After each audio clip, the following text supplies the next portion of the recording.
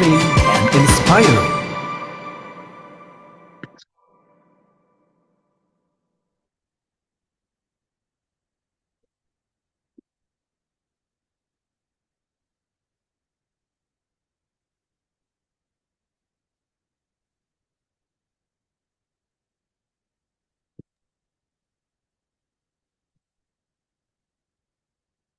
Baik, Bapak, Ibu, dan hadirin yang kami hormati, acara akan segera dimulai.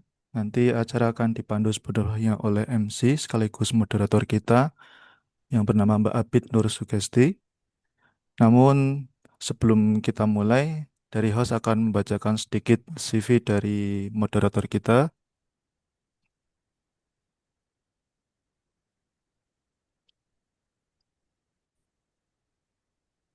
Kelihatan nggih? Jadi, moderator kita adalah Mbak Abid Nur Sugesti. Beliau adalah mahasiswa Unima dari pendidikan PGMI.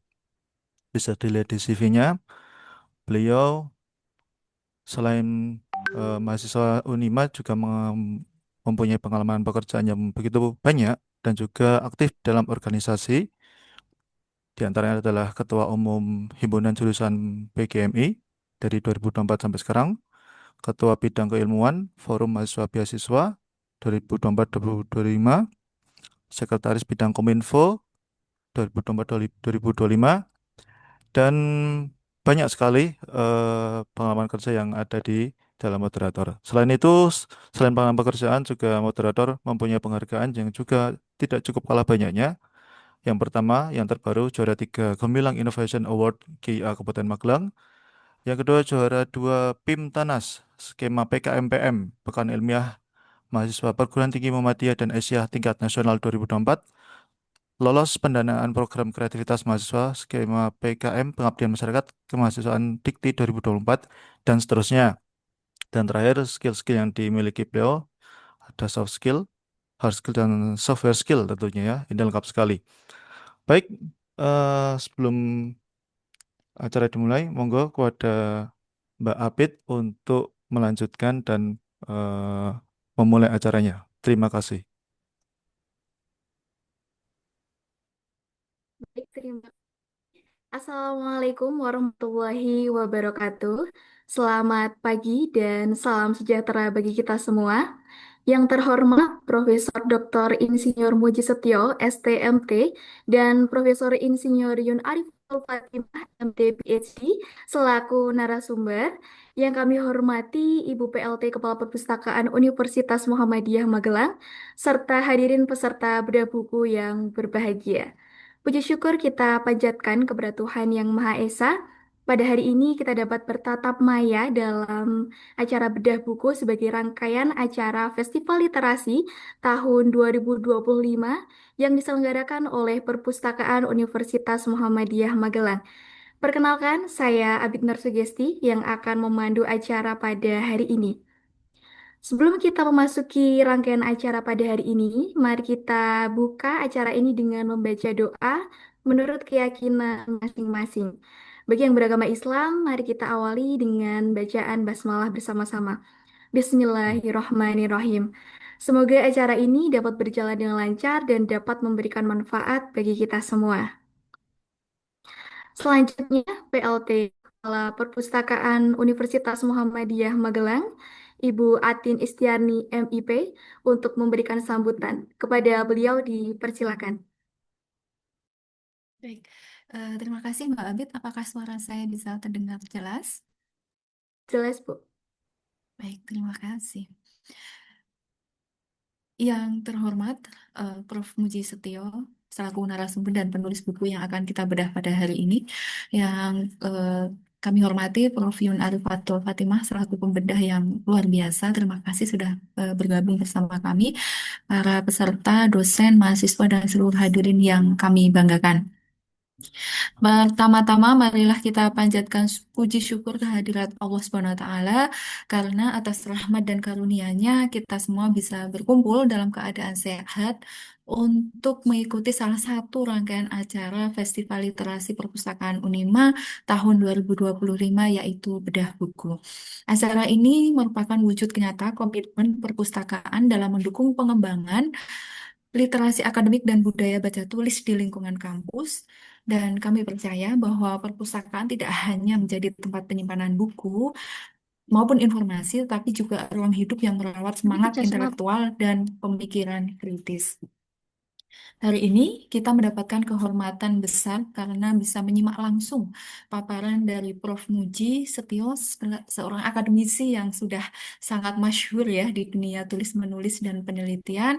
Beliau sangat produktif dalam menulis dan karyanya telah banyak memberikan warna dalam dunia keilmuan.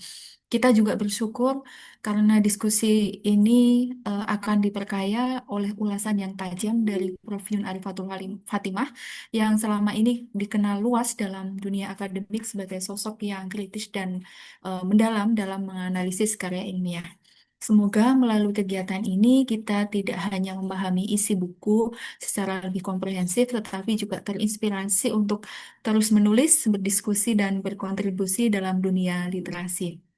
Akhir kata, kami ucapkan terima kasih kepada seluruh panitia, narasumber, pembedah, dan hadirin yang telah mendukung terselenggaranya kegiatan ini. Mari kita nikmati acara ini dengan penuh semangat dan keterbukaan berpikir.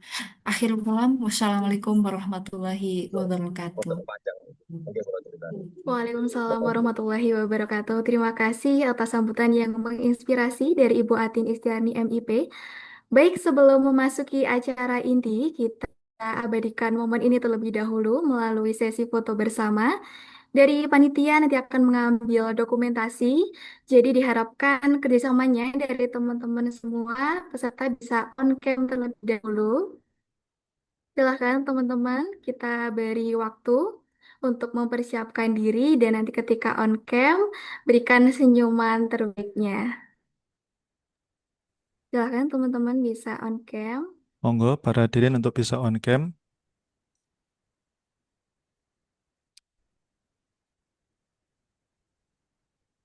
Oke, siap, saya mulai nggih. Untuk slide yang pertama akan saya ambil gambarnya.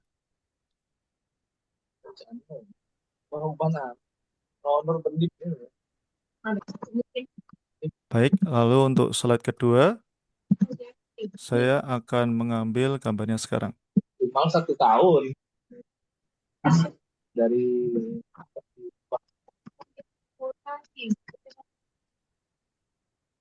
Oke, cukup. Terima kasih. Baik, terima kasih banyak kepada panitia dan teman-teman atas kerjasamanya. Kini kita akan langsung saja masuk ke acara inti, yaitu bedah buku, metodologi penelitian, dan perancangan eksperimen yang tentunya akan disampaikan oleh narasumber yang luar biasa. Sebelum kita mulai, kami mohon kepada audiens untuk tetap menjaga ketertiban di dalam Zoom. Jika nanti ada pertanyaan, kami persilahkan untuk mengisi link yang telah disediakan oleh panitia di kolom chat dan akan kita sampaikan pada saat sesi diskusi. Atau bisa juga nanti teman-teman bisa bertanya langsung pada saat sesi diskusi dengan menggunakan filter raise hand. Sesi diskusi nanti akan kita laksanakan di akhir sesi setelah kedua narasumber memaparkan materinya. Baik, kita akan mulai dengan narasumber yang pertama, yaitu penulis buku yang berjudul Metodologi Penelitian dan Perancangan Eksperimen. Narasumber kali ini langsung penulis yang akan memandu peserta untuk memahami konten buku secara mendalam. Izinkan saya untuk memperkenalkan narasumber kita dalam acara bedah buku hari ini, yaitu Profesor Dr. Insinyur Muji Setio, STMT. Beliau merupakan guru besar di Universitas Muhammadiyah Magelang. Beliau lahir di Temanggung pada tanggal 27 Maret 1983 dan menyelesaikan pendidikan mulai dari diploma hingga doktoral dalam bidang teknik mesin dan otomotif, di antaranya di Universitas Muhammadiyah Magelang, Universitas Muhammadiyah Yogyakarta, Universitas Pancasila, dan Universitas Brawijaya. Selain itu, beliau juga telah menempuh program profesi insinyur.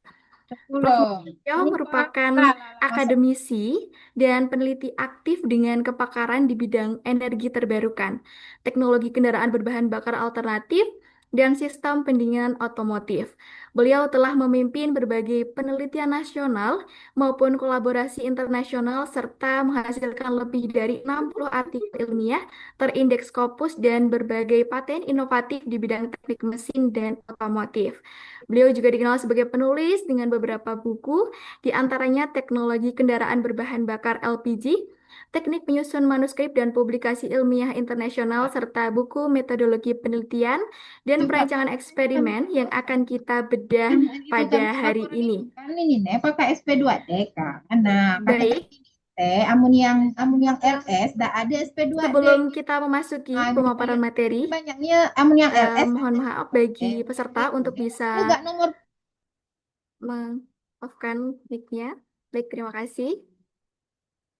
Baik, sebelum kita masuk ke pemaparan materi, kita sapa dulu narasumber kita. Yang pertama, selamat pagi Prof.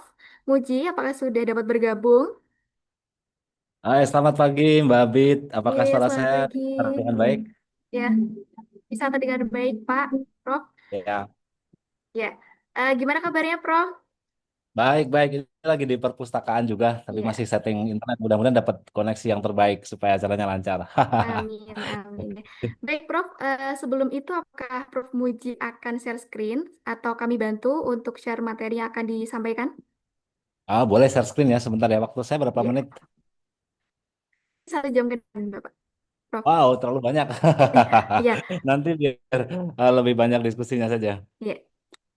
Eh, saya sapa dulu ada Prof Yun. Selamat pagi Prof Yun. Ya, nah, oke.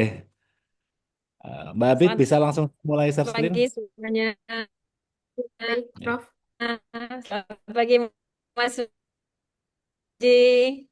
Ya, selamat pagi Prof Yun. Nih, Mbak Abid, suara saya terdengar dengan baik nggak ya? Terdengar-dengar baik, Prof. Oke, ya. Iya, baik. Sebentar, saya coba share screen dulu. Tapi saya belum diberikan akses untuk share screen. Tolong bisa diberikan aksesnya dulu.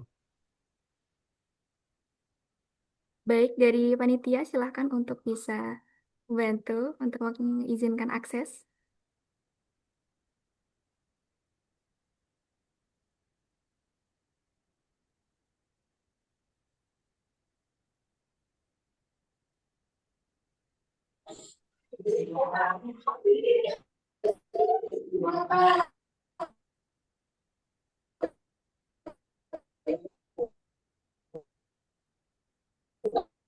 Oke.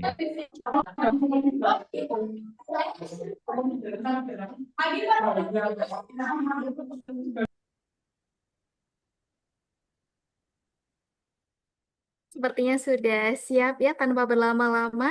Kepada Prof Muji, kami persilakan untuk memaparkan materinya.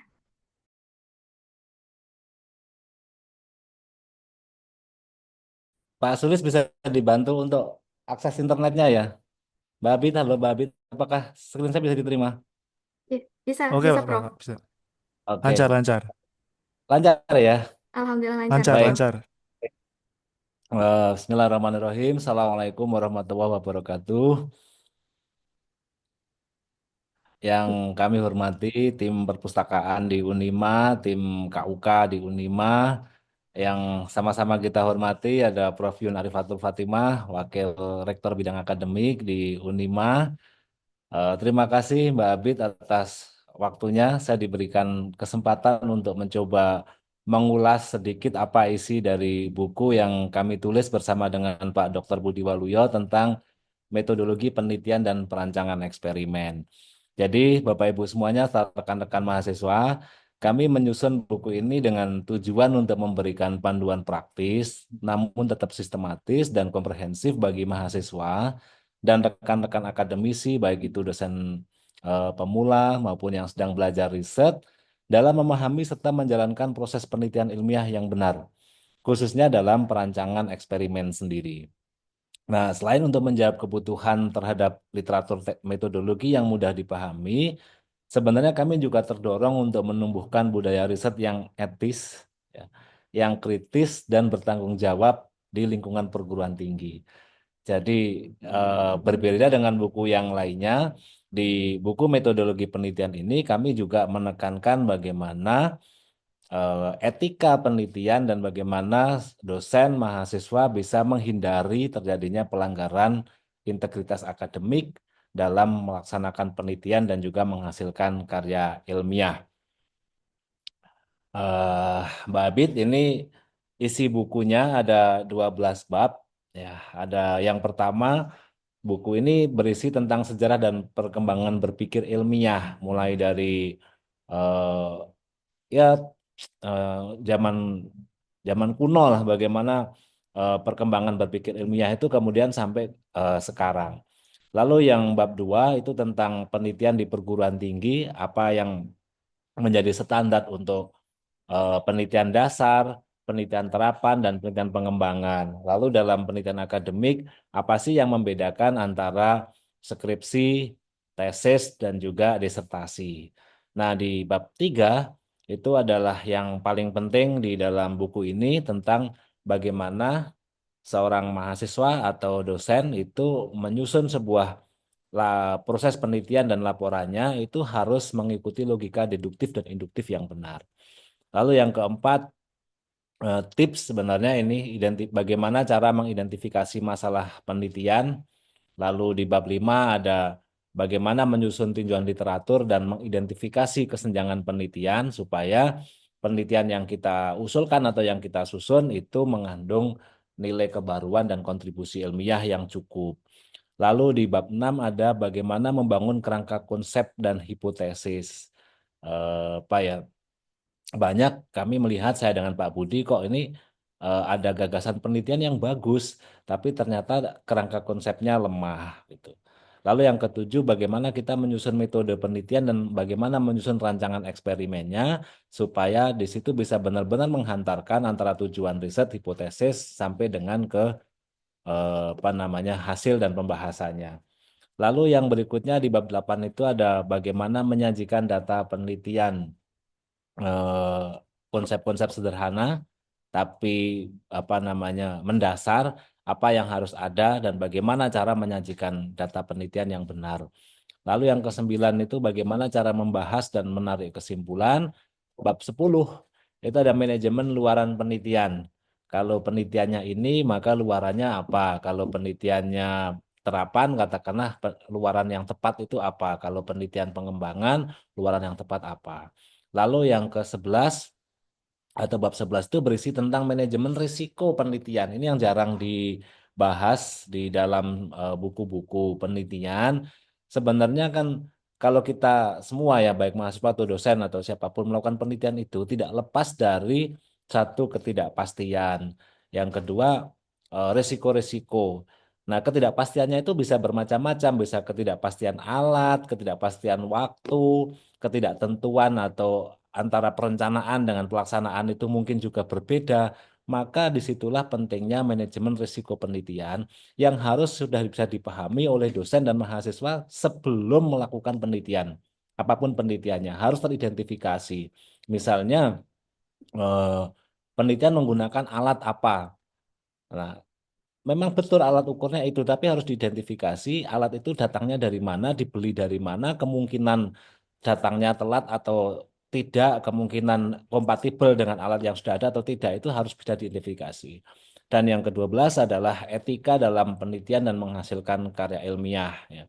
Ini sebagai bentuk kampanye akademik dari saya dan Pak Budi untuk menumbuh kembangkan budaya integritas akademik yang baik, yang terhormat, dan mendorong para peneliti di perguruan tinggi, baik itu mahasiswa maupun dosen, untuk selalu berpegang teguh pada nilai-nilai integritas akademik tersebut. Nah, semua ini sudah kami share di dalam blog saya, di blog official di Muji, blog Unima, di kategori metode penelitian. Sudah silakan bisa diakses, ini bisa satu-satu sudah ada. Jadi mudah dipahami. 12 bab ini sudah saya bagi-bagi sehingga rekan-rekan bisa, oh saya ingin belajar dulu tentang logika deduktif-induktif, silakan tinggal klik bagian itu dan seterusnya. Nah, Mbak Abid, Saya akan presentasi satu slide ini. Mudah-mudahan bisa bertahan 30 menit karena saya tidak menyiapkan slide yang lain. Jadi, Amin. rekan-rekan para mahasiswa yang berbahagia dan juga para dosen, kombinasi logika deduksi dan induksi dalam proses penelitian ilmiah itu adalah paket. Gambarnya adalah seperti dua piramida yang saling terbalik gitu. Atau kalau dalam perabot dapur di Jawa itu dandang namanya. Bentuknya kayak gini. Jadi yang atas itu ke bawah ini meruncing, kemudian yang semakin ke bawah dia melebar lagi. Nah, proses penelitian itu ada dua bagian, yaitu bagian deduksi di sebelah atas dan bagian induksi di bagian bawah. Nah, rekan-rekan semua di dalam buku yang saya tulis dengan Pak Budi ini saya bahas secara mendalam karena ini adalah bagian terpenting secara konsep penelitian. Apa itu? Di dalam sebuah penelitian itu yang akan ditanyakan ada tiga, yaitu urgensinya apa, novelty-nya di mana, dan kontribusinya apa. Ingat, saya ulangi lagi, mengapa kita melakukan penelitian dari kata dasar research, mencari kembali, itu pasti ada urgensi, kepentingan untuk melakukan riset ini apa. Lalu setelah ada kepentingannya, kebaruannya di mana? Kalau ada kebaruannya, maka kontribusinya apa? Apakah kontribusinya dalam bidang sains atau di dalam praktek-praktek langsung di masyarakat, atau kontribusinya bisa dalam bentuk ini kontribusi lokal, kontribusi secara nasional, atau kontribusi secara global. Nah, mari kita mulai di bagian deduksi. Penelitian dikatakan penelitian jika satu ada identifikasi masalah. Nah, rekan-rekan semua, ada beberapa cara untuk identifikasi masalah. Kalau masalahnya adalah masalah sains, maka identifikasi masalahnya dilakukan dengan cara kita membaca banyak artikel ilmiah. Maka dari kita membaca artikel ilmiah, misalnya 10 atau 20 di bidang yang sedang kita tekuni, kita akan mendapatkan masalah ilmiah. Apa itu masalah ilmiah? Adalah masalah yang dipermasalahkan oleh para peneliti dan dibahas di dalam jurnal-jurnal yang dipuji atau jurnal-jurnal yang diakui atau terakreditasi atau dikenal baik. Ya. Kalau tidak, maka kadang-kadang sering peneliti atau mahasiswa itu mempermasalahkan masalah yang tidak dipermasalahkan oleh para peneliti. Maka disinilah penting sekali untuk identifikasi masalah penelitian. Pertama, jika masalahnya sains, maka identifikasi masalah yang tepat itu dengan cara kita mereview, membaca artikel-artikel di jurnal ilmiah. Apakah hanya itu? Tidak. Bisa saja identifikasi masalah itu dengan cara kita observasi langsung. Apakah itu di industri, apakah itu di masyarakat, dalam kelompok masyarakat sosial tertentu. Jadi kita datang ke kelompok masyarakat dan kita tahu di situ ada masalah. Maka jika itu yang terjadi berdasarkan masalah yang ada. Yang kedua, bisa juga datang dari masalah atau pengalaman profesi. Misalnya seorang perawat yang mereka membuka praktek klinik, ya, dia akan setiap hari mendapatkan keluhan-keluhan dari pasiennya, kemudian dia bisa mengidentifikasi masalah. Maka itu juga dikatakan sebagai proses identifikasi masalah. Jika proses satu ya membaca artikel tidak menemukan, observasi lapangan tidak menemukan, praktek profesi atau yang yang seperti itu tidak menemukan, kita masih bisa yang lainnya, yaitu dengan cara kita bertanya kepada orang yang memiliki otoritas atau lembaga yang memiliki otoritas di bidang itu. Misalnya contohnya setiap lembaga, katakanlah lah Pertamina, katakanlah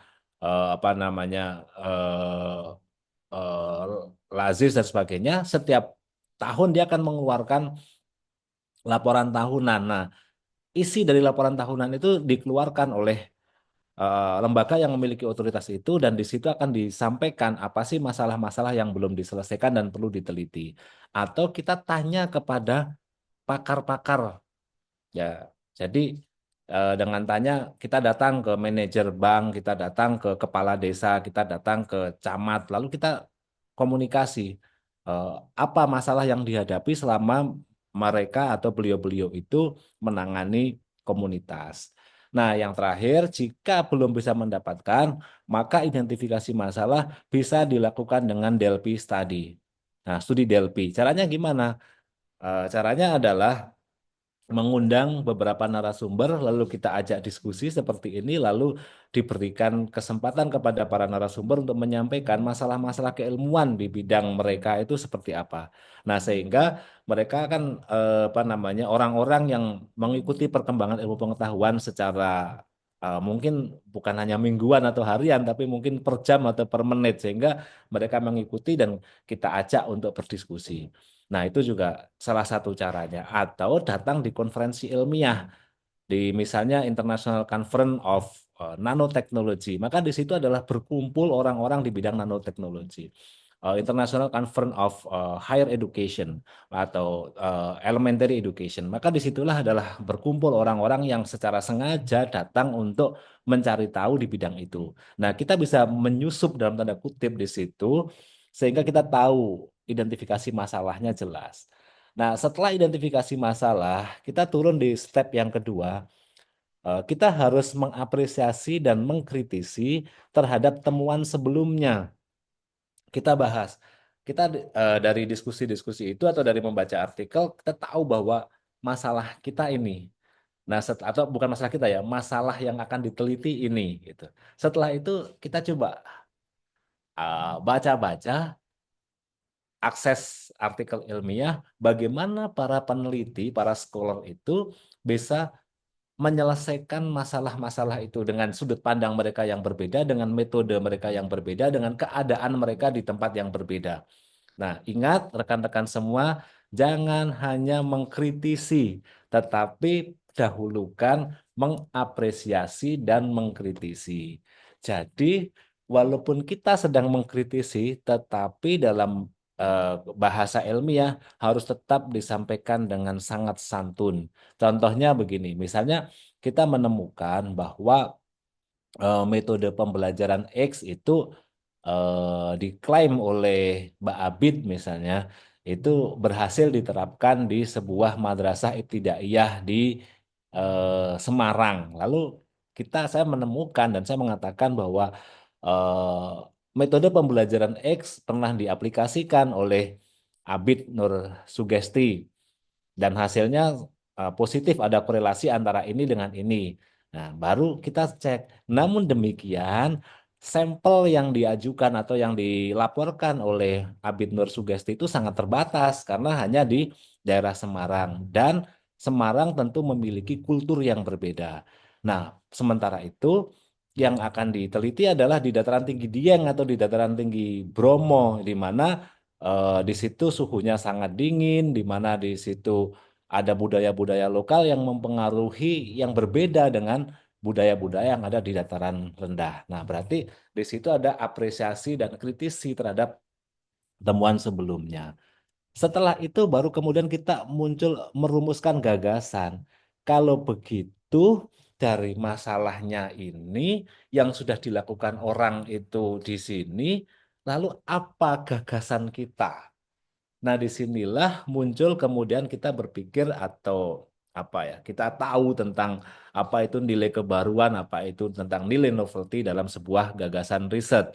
Maka muncul di situ. Saya ulangi lagi, identifikasi masalah ini urgensi dilakukan penelitian. Lalu rumusan masalah atau rumusan gagasan ini novelty-nya. Jadi gagasannya apa dong kalau gitu? Masalahnya ini yang sudah dilakukan orang itu, lalu kita akan mencoba masuk untuk melakukan penelitian yang harus memberikan diharapkan memberikan kontribusi baru. Kalau diulangi lagi, ya ngapain gitu. Nah, oleh karena itu, di sini coba rumuskan gagasannya. Setelah kita punya gagasan, tentu kita punya hipotesis. Maka jika ini ditambah ini, maka kemungkinan hasilnya ini. Jika ini dikurangi ini atau dikombinasikan dengan ini, maka kemungkinan akan menghasilkan itu dan seterusnya. Itu disebut dengan rumusan hipotesis. Nah, disinilah konsep deduksinya selesai. Jadi rekan-rekan semua, kalau deduksinya kuat, maka pembuktiannya sederhana induksinya. Tapi kalau deduksinya lemah, di pembuktian butuh energi yang besar, butuh waktu yang lama, datanya tidak bisa di-manage dengan baik, dan hasilnya tidak predictable. Nah, oleh karenanya, konsep penelitian itu adalah gabungan antara logika deduksi dengan logika induksi. Maka, di bagian logika deduksi harus diperkuat. Saya ulangi lagi, identifikasi masalah itu untuk urgensi, berhubungan dengan urgensi melakukan riset, apresiasi dan kritisi terhadap temuan sebelumnya untuk mengidentifikasi supaya riset kita tidak mengulang riset orang lain dan kita memberikan pengakuan kepada karya-karya yang sudah dihasilkan oleh orang lain dengan tetap mengapresiasi, kemudian baru mengkritisinya. Setelah itu baru kita muncul gagasan. Oke, kalau itu gagasannya ini dan rumuskan hipotesis. Clear, disitulah selesai. Dalam apa ya namanya tahapan-tahapan akademik di perguruan tinggi, maka ini disebut dengan proposal penelitian. Nah, kita lihat kalau kita bilang proposal penelitian itu sudah 30%.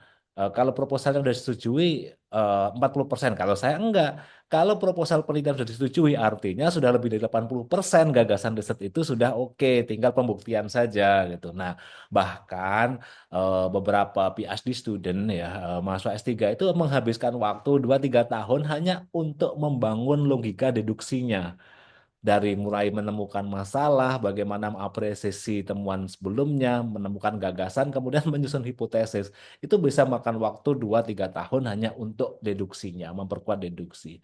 Karena disinilah sangat penting. Nah, kalau deduksinya kuat, pembuktiannya menjadi lebih mudah kan gitu. Nah, setelah itu apa yang disebut dengan metode penelitian? Dan metode penelitian adalah jembatan antara deduksi dan induksi. Bagaimana kita membuktikan rumusan masalah, kita membuktikan hipotesis itu menjadi nanti akan kita hasilkan sesuatu data, menghasilkan satu informasi yang diolah menjadi sebuah teori. Maka setelah selesai rumusan hipotesis, kita membuat rancangan metode penelitian. Biasanya disebut dengan pengumpulan data. Jadi apapun metodenya, sebenarnya metode penelitian itu hanya untuk mengumpulkan data atau informasi. Metodenya bisa beragam, banyak, ada yang baku, ada yang tidak baku, tetapi fungsinya tetap tunggal, yaitu menjadi jembatan untuk menghubungkan antara rumusan hipotesis dengan nanti apa namanya hasil penelitian. Nah, pengumpulan data berhubungan dengan metode. Di dalam metode penelitian, satu harus valid, yang kedua akurat, yang ketiga bisa diulangi. Nah, hanya itu saja. Nah, dari konsep dasar itu ya, akurat, valid, kemudian bisa diulangi, itu kemudian berkembang menjadi banyak cara. Oleh karenanya, fungsi perguruan tinggi, fungsi pendidikan tinggi itu istimewa karena bukan hanya tempat untuk belajar, tetapi diberikan kewenangan secara ofisial untuk pengembangan ilmu pengetahuan. Maka mengembangkan ilmu pengetahuan itu equal to pengembangan metode gitu, pengembangan metode penelitian, pengembangan pembuktian dan sebagainya. Sehingga silakan rekan-rekan apa namanya mahasiswa di program pascasarjana untuk secara bebas mengembangkan metode-metode penelitian baru supaya menghasilkan pengembangan-pengembangan ilmu pengetahuan yang baru. Nah, kalau dulu ada apa ya metode Newton, ada metode macam-macam itu kan, Taguchi dan sebagainya. Nah, kita ingin sebenarnya Unima itu mendorong bahwa dalam tahun ini atau tahun ke depan itu ada metode Abid Nur Sagesti dan sebagainya atau metode Atin dan sebagainya yang kemudian itu dikembangkan metodenya oleh mahasiswa kemudian diakui oleh scholar-scholar yang lain. Nah, eh, tidak lain bahwa metode penelitian atau rancangan eksperimen itu adalah serangkaian untuk pengujian hipotesis. Apa namanya ya? Benar nggak bahwa apa namanya hipotesisnya itu kita akan uji dengan cara apa? Makanya kalau kita baca-baca literatur itu kita akan menemukan bahwa universitas tempatnya Einstein sekolah, Einstein tidak pernah menyebutkan bahwa saya ambil gelar apa di sana, enggak, tapi dia mengatakan bahwa Universitas X itu adalah tempat dia menguji hipotesisnya. Nah, karena hipotesisnya diuji di Universitas X itu kemudian menghasilkan teori-teori baru, maka menghasilkan teori baru itu kemudian secara akademik, secara budaya akademik diberikannya kepada Einstein itu adalah gelar doktor kan begitu. Jadi itulah mengapa pentingnya metode penelitian karena hubungannya dengan bagaimana hipotesis itu akan diuji. Nah, rekan-rekan semuanya apa namanya yang sedang melakukan penelitian baik itu skripsi, tesis, disertasi atau penelitian-penelitian kompetitif lainnya. Nah, disinilah ke apa ya namanya kejelian kita untuk menentukan dan memilih metode penelitian yang tepat sehingga hipotesis yang kita rumuskan itu bisa diuji dengan cara benar. Maka kalau sudah ada uji hipotesis, ada data diuji hipotesisnya, kemudian ada analisis dan interpretasi hasil penelitian apa yang ditemukan. Maka penelitian yang hebat sebenarnya kalau kemudian kita bisa mengatakan begini, kami menemukan bahwa ada hubungan antara ini dengan ini, dan itu berbeda dengan klaim yang disampaikan oleh Atin misalnya di sini. Jadi sampai di sini rekan-rekan semua, kita akan kembali lagi untuk bisa cek ke sini. Tadi yang kita lihat misalnya ya, tadi saya sudah menyebut penelitiannya Mbak Abid di MI Semarang. Lalu kemudian hasil interpretasi saya, katakanlah saya melakukan penelitian dengan variabel yang berbeda tetapi di Dieng. Lalu saya bisa mengatakan bahwa kami menemukan bahwa bla bla bla bla di Dieng itu ini dan hasil ini menyanggah teori yang disampaikan atau menyambah klaim yang disampaikan oleh Mbak Abid Nur Sugesti yang penelitian dari Semarang, di mana yang kami temukan itu ini, tetapi yang diklaim oleh Mbak Abid adalah ini. Nah, disitulah kemudian ada dialog, ada diskusi yang apa ya, yang seru gitu. Nah, inilah dialog ilmiah. Kapan kita bisa menganalisis dan menginterpretasikan hasil penelitian kita sampai kemudian kita bisa menghubungkan pada karya-karya yang telah kita kritisi dan kita apresiasi di depan. Jadi disitulah ada dialog, disitulah ada bercakap-cakap ilmiah itu dengan cara seperti itu.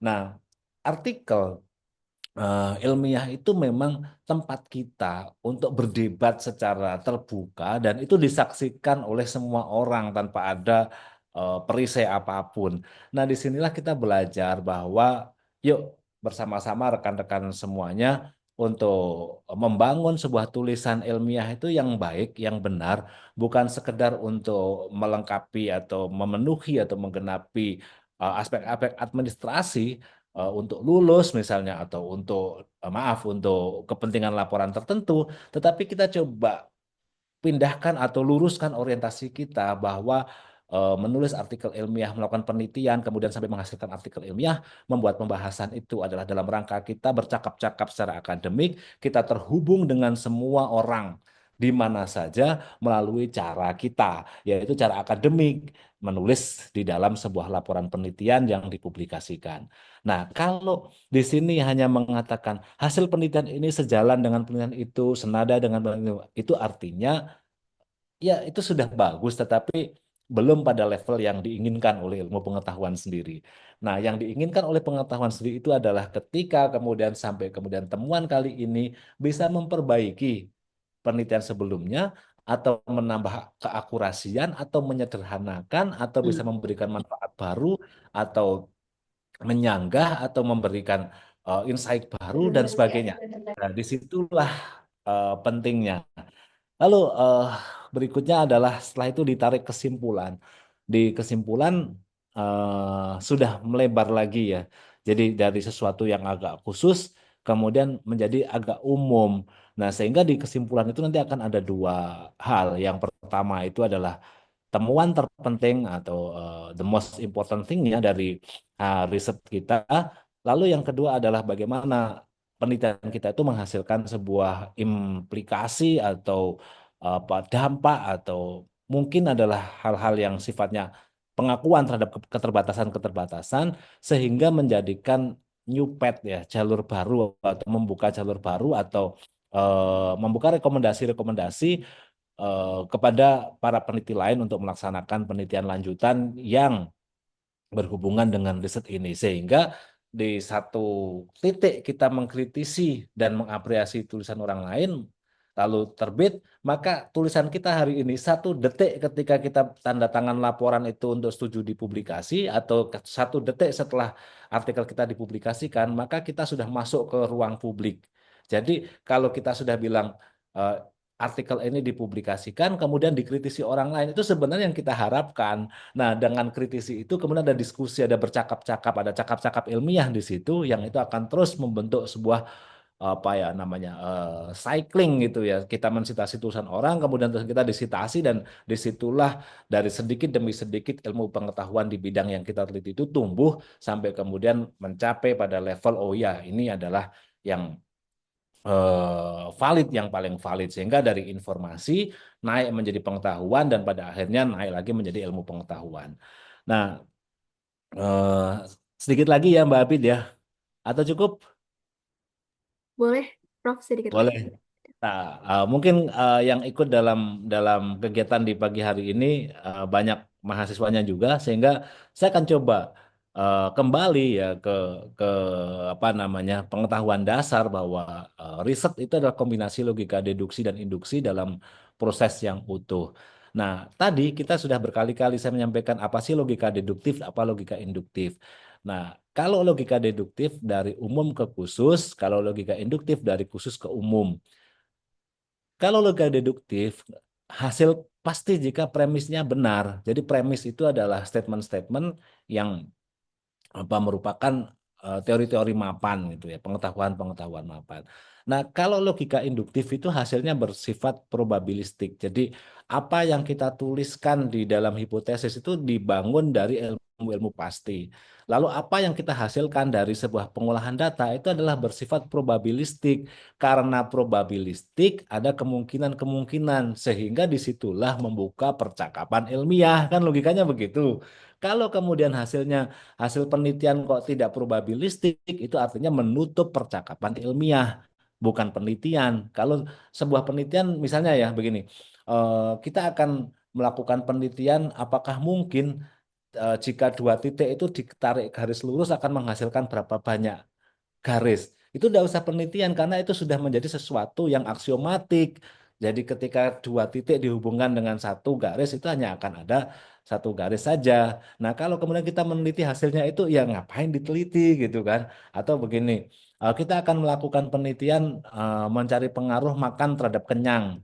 Nah, lalu kita meneliti, lalu kesimpulannya adalah orang makan menjadi kenyang. Itu bukan penelitian karena itu sudah menjadi sebuah sesuatu yang aksiomatik. Nah, penelitian itu adalah hipotetik. Kalau hipotetik, maka kalau deduktifnya itu hipotetik, maka induktifnya adalah probabilistik, sehingga membuka peluang untuk berdebat ilmiah di situ. Nah, di dalam logika deduktif itu penggunaan menguji teori. Teorinya diuji benar nggak teori yang kita sampaikan di premis-premis itu benar nggak? Maka di logika induktifnya adalah mengembangkan teori. Nah, di logika deduktif itu dikenal dengan silogisme. Ya, jadi silogisme adalah bentuk penalaran logis di mana kesimpulan ditarik dari 2 premis yang saling terkait. Nah, inilah yang kemudian disebut dengan kerangka konsep penelitian. Nah, sedangkan di logika induktif itu generalisasi berdasarkan observasi. Ini contoh sederhana saja yang ringan gitu ya. Premis mayornya misalnya semua kendaraan memiliki mesin. Nah, premis minornya sedan adalah salah satu jenis kendaraan. Maka kesimpulannya sedan memiliki mesin. Nah, logika-logika deduktif itu sering dipakai bahkan sampai pada tes potensi akademik. Jika banjir, maka jalanan akan terendam 30 cm. Jika mobil terendam 30 cm, maka mesinnya akan mati. Maka kesimpulannya adalah ya kalau mobil akan mati ketika banjir kan gitu. Nah, inilah disebut dengan logika-logika deduktif itu dibangun penting karena apa? Untuk membangun logika cara kita berpikir. Nah, sekarang kita masuk ke logika induksi. Ini contoh. Mohon maaf karena saya bidang ilmunya engineering, yang saya contohkan adalah engineering. Tapi ini saya coba yang paling mudah sehingga bisa dimengerti bahkan oleh orang-orang yang setiap hari bergabung atau menekuni di ilmu sosial. Contohnya kita melakukan observasi. Observasi pertama ditemukan mesin A berpendingin cairan menunjukkan peningkatan efisiensi setelah beroperasi selama 1 jam pada temperatur konstan. Lalu observasi kedua pada mesin B menggunakan sistem pendingin berbasis cairan juga. Dia juga mengalami peningkatan efisiensi setelah 1 jam beroperasi dengan temperatur yang stabil. Ya, stabil dengan konstan berbeda. Kalau konstan itu diam, kalau stabil itu ya begitulah itu. Lalu observasi ketiga, mesin C juga dengan pendingin cairan mengalami peningkatan efisiensi yang serupa setelah beroperasi 1 jam dalam kondisi stabil. Yang ini temperatur konstan, temperatur stabil, kondisi stabil. Maka bisa digeneralisasi bahwa mesin yang menggunakan sistem pendingin berbasis, saya ulangi, bisa dilakukan generalisasi bahwa mesin yang menggunakan sistem pendingin berbasis cairan mungkin akan selalu mengalami peningkatan efisiensi jika dioperasikan dalam temperatur konstan selama jangka waktu tertentu. Nah, kesimpulannya bisa kita tarik bahwa mesin pembakaran internal ya, mesin ABC itu katakanlah ini mesin pembakaran internal yang menggunakan sistem pendinginan berbasis cairan cenderung mengalami peningkatan efisiensi setelah beroperasi selama 1 jam dalam kondisi temperatur yang stabil. Tetapi bahwa itu tidak pasti. Di mana ketidakpastiannya? Ya, kesimpulan ini didasarkan pada observasi yang terbatas, hanya 3 saja. Ya, ada kemungkinan bahwa hasilnya berbeda pada mesin atau kondisi lain yang belum diamati. Ingat bahwa kesimpulan penelitian yang kita buat itu dibatasi dengan statement di keterbatasan penelitian. Jadi di depan itu kan kita ditulis ya, disuruh menulis apa sih keterbatasan penelitiannya. Nah, sebenarnya keterbatasan itu diarahkan untuk bisa menjawab ini.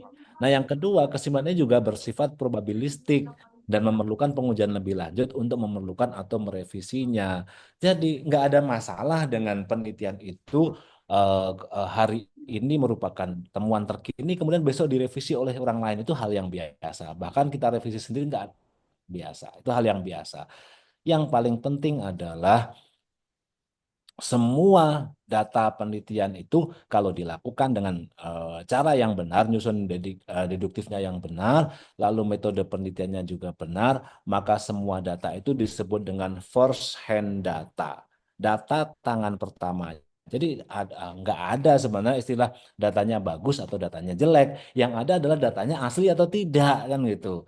Kalau deduksinya benar, metodenya benar, maka kita akan mendapatkan data original yang disebut dengan first hand data. Nah, tidak ada yang salah dengan data itu karena memang benar-benar kita mendapatkan dengan cara yang disengaja dengan rancangan eksperimen. Nah, itulah apa namanya ya sedikit cerita bagaimana kita mengoperasionalkan penelitian. Jadi rekan-rekan semuanya jangan takut ketika kita menghasilkan datanya kok berbeda dengan yang lainnya. Justru kalau kita menghasilkan data yang berbeda dengan yang lainnya, sedangkan metode penelitiannya benar dan gagasannya itu cukup kuat dengan deduksi atau kerangka konsep yang dibangun, itulah penelitian yang baik ketika kita mungkin menghasilkan data yang berbeda dengan yang lainnya. Tinggal nanti kita analisis dan interpretasi mengapa itu berbeda. Mengapa ini berbeda dengan A, mengapa ini berbeda dengan B. Jangan-jangan yang benar adalah kita yang berbeda, karena di penelitian yang sebelumnya dilakukan normalisasi dan sebagainya. Nah, kalau kita coba lakukan itu, terbiasa melakukan itu, berani beda, dan sampaikan bahwa yakin bahwa ini adalah asli original, tidak dilakukan falsifikasi ya atau apa pelanggaran ilmiah yang lainnya, maka disitulah kesempatan kita untuk bisa memberikan kontribusi baru dalam pengembangan ilmu pengetahuan yang sedang kita teliti, dalam bidang studi yang kita teliti. Nah, kontribusi baru itu hanya akan hadir jika satu, hasil penelitian kita memperbaiki penelitian sebelumnya atau benar-benar berbeda sehingga menghasilkan wawasan yang berbeda sehingga kontribusinya benar-benar baru. Mbak Abid, halo Mbak Abid. Iya, Prof. Saya kira itu ya apa Ya, sedikit baik. pengantar aja. Mudah-mudahan tidak membosankan. Luar Eh, biasa, Prof. Terima kasih banyak. Prof. Muji, Oke. narasumber pertama kita atas pemaparan yang sangat insightful ya tentang buku metodologi penelitian dan perancangan eksperimen. Ya, dari pemaparan narasumber kita yang pertama, kita dapat menyimpulkan bahwa buku metodologi penelitian dan perancangan eksperimen ini bukan hanya menjadi referensi penting gitu bagi kalangan akademisi dan mahasiswa, tetapi juga menjadi panduan praktis dalam menyusun penelitian yang sistematis, terukur, dan aplikatif. Prof. Mujid juga telah menekankan pentingnya pemahaman mendalam terhadap konsep metodologi sebagai fondasi dalam membangun penelitian yang berkualitas. Baik, terima kasih Prof. Muji. Prof. Muji. Untuk sesi diskusi, kita tahan dulu ya teman-teman. Bagi teman-teman yang sudah ada pertanyaan, bisa langsung dikirim lewat link yang sudah panitia persiapkan di kolom chat. Nanti kita akan melanjutkan narasumber kita yang kedua, yang akan mereview buku metodologi penelitian dan perancangan eksperimen karya Prof. Muji. Beliau adalah Profesor Insinyur Yun Arifatul Fatimah, STMT PhD, Guru Besar di Fakultas Teknik Universitas Muhammadiyah Magelang. Beliau menempuh pendidikan doktoralnya di Curtin University, Australia, dengan fokus pada Remanufacturing for Sustainable Industrial Development. Sebelumnya, beliau meraih gelar Magister Teknik Industri dari Universitas Indonesia serta Sarjana Teknik dari Universitas Muhammadiyah Magelang. Saat ini, Prof. Yun menjabat sebagai Wakil Rektor Bidang Akademik dan Digitalisasi di Universitas Muhammadiyah Magelang. Sebelumnya, beliau pernah menjabat sebagai Dekan Fakultas Teknik, Kepala Badan Penjaminan Mutu, dan Ketua Program Studi Teknik Industri. Pengalaman internasional ini juga mencakup posisi sebagai dosen tamu dan peneliti di Curtin University dan University of Southern Denmark. Prof. Yun juga aktif menulis dan telah menerbitkan banyak karya ilmiah di jurnal bereputasi internasional terindeks Scopus, serta menjadi keynote speaker pada berbagai konferensi global. Selain itu, beliau merupakan penggagas berbagai inovasi digital seperti sistem pengelolaan sampah berbasis big data, aplikasi mobile, dan sistem IoT untuk bank sampah. Baik, kita sapa dulu Prof. Yun. Apakah sudah bergabung? Sampun. Ya, Assalamualaikum. gimana kabarnya Prof. Yun? Waalaikumsalam. Oh, apa kabar semuanya, Prof. Muji, Bu Atin, terima kasih sudah diundang untuk nih ikut nih membedah nih. Saya kalau membedah nih, waduh, yang dibedah nih sudah expert banget nih. Yang dibedah apanya? Kayaknya bukan dibedah nih, kayaknya. Dianu aja nih, ya. Kayaknya saya banyak yang harus belajar dari Prof. Muji nih, karena bukunya keren banget gitu. Oke, baik Prof. Yun. Sebelum itu, apakah Prof. Yun akan share screen atau kami bantu untuk share materi yang akan disampaikan? Sudah, karena saya fungsinya di sini membedah, maka saya coba untuk Langsung saja. Oke, langsung saja ya. Bila bisa Ya, langsung baik. di apa namanya ditampilkan aja wajah-wajah dari Prof. Muji yang hari ini sebenarnya lebih cerah nih. Kayaknya lebih muda berapa tahun nih, Prof. Ya, baik. Izin ya, boleh langsung kita mulai, nggih? Ya, baik Sambil Prof. kita Yun, kami diskusi ya. persilahkan. Sambil mohon maaf sekali karena ini kami juga sedang ada kegiatan apa namanya asesmen lapangan. Jadi mudah-mudahan diskusinya ini biarpun tidak lama tapi bisa apa namanya reach ya, Eh, bisa kemudian memberikan manfaat gitu. Nah, Prof. Muji nih, tadi saya dikirimi file, tapi saya sebenarnya lebih suka nih baca bukunya nih, Prof. Jadi ini buku yang keren. Ini dan sebenarnya saya setiap kali apa namanya membaca buku, saya akan lebih suka membaca yang hard. Karena kalau hard itu saya tidak terdistrak dengan yang lain. Saya fokus. Jadi karena saya nggak bisa nih saya kemudian loncat-loncat gitu ya. Saya harus fokus. Kenapa? Karena di sini sebenarnya berurutan dan alurnya itu apa namanya ya? satu demi satu sangat sistematis sekali. Jadi saya selalu tertarik dan saya selalu senang untuk membaca. Dan juga dari ini loh, bau bukunya ini memberikan semangat gitu. Selain itu aja sih, karena kita sudah terbiasa dengan digitalisasi, semuanya serba software, semuanya untouchable gitu ya. Jadi kadang suka kangen dengan memegang buku, kemudian wah iya ya, bukunya ini rasanya harus dibaca karena sudah di print gitu.